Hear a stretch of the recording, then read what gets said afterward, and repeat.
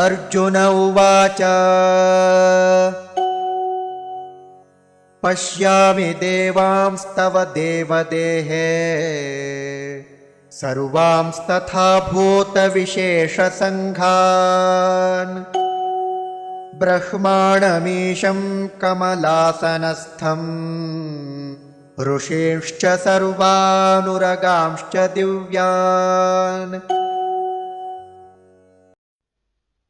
अर्जुनः उवाच पश्यामि देवान् तव देवदेहे सर्वान् तथा भूतविशेषसङ्घान् ब्रह्माणम् ईशं कमल आसनस्थं ऋषीन् च सर्वान् उरगान् च दिव्यान्। अर्जुन उवाच पश्यामि देवांस्तव देवदेहे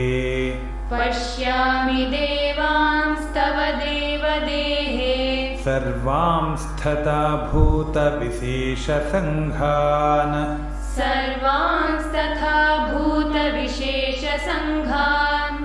ब्रह्माणमीशं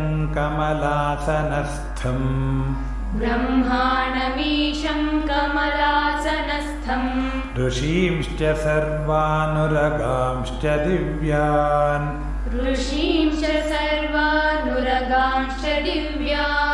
पश्यामि देवांस्तव देवदेहे सर्वांस्तथा भूतविशेषसङ्घान्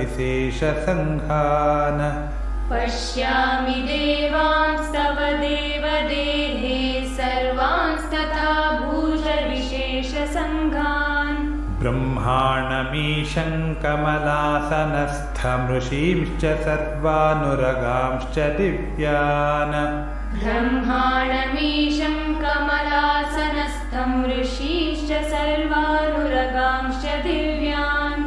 पश्यामि देवांस्तव देवदेहे सर्वांस्तथा भूतविशेषसङ्घान् ब्रह्माणमीशं कमलासनस्थं ऋषींश्च सर्वानुरगांश्च दिव्यान्।